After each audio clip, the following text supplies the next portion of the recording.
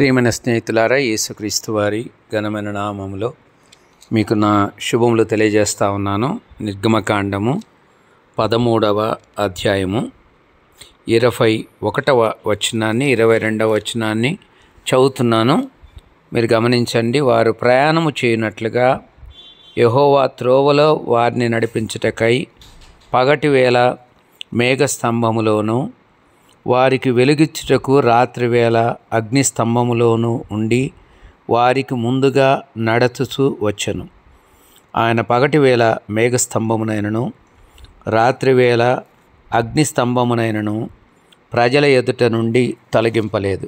ప్రియమైన స్నేహితులారా, దేవుడు తన ప్రజలను నడిపించినటువంటి విధానాన్ని నేను మీ యొక్క గమనానికి తెస్తున్నాను. ఇశ్రాయేలు వారిని ఐగుప్తులో నుండి దేవుడు విడిపించిన తర్వాత వారి యొక్క ప్రయాణాల్లో దేవుడే వారికి రాత్రివేళ ఆయన అగ్నిస్తంభముగా ఉండి వెలిగిచ్చినటువంటి వాడుగా ఉన్నాడు. అనగా వాళ్ళు రాత్రివేళ ఒకవేళ ప్రయాణం చేయాల్సి వస్తే ఆ అగ్నిస్తంభము వారికి వెలిగిచ్చినటువంటిదిగా ఉంది. ఇంకొక మాటలో చెప్పాలంటే, ఆ దినాల్లో వారికి ఈ యొక్క విద్యుత్ దీపాలు లేవు కదా. దేవుడే వారి యొక్క విద్యుత్ దీపముగా ఒక పెద్ద లైట్గా వాళ్ళ మధ్యలో ఉండి ఆ 6 లక్షల కాల్బలానికి లేక 15 లక్షల మంది వారి స్త్రీలు పిల్లలతో కలిసి 15 లక్షల జనాభా ఉందని మనం ఊహిస్తే ఆ 15 లక్షల మందికి కావలసిన వెలుగును దేవుడు వారికి రాత్రివేళ అనుగ్రహించాడు.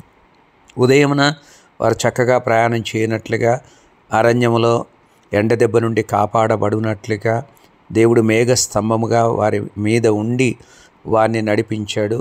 వారి ప్రయాణం అంతటిలో కూడా దేవుడు వారిని అలాగే నడిపించాడు. పగలు మేఘస్తంభముగా రాత్రి అగ్నిస్తంభముగా ఉండి వారిని కాపాడిన వాడుగా ఉన్నాడు. అరణ్యములో ఎండ దెబ్బ తగలకుండా, సొమ్మసెల్లకుండా, వారు అలసిపోకుండా చక్కగా నడిచి వెళ్ళడానికి కొరకైనటువంటి ఏర్పాటును దేవుడు తన బిడ్డలకు ఏర్పాటు చేశాడు.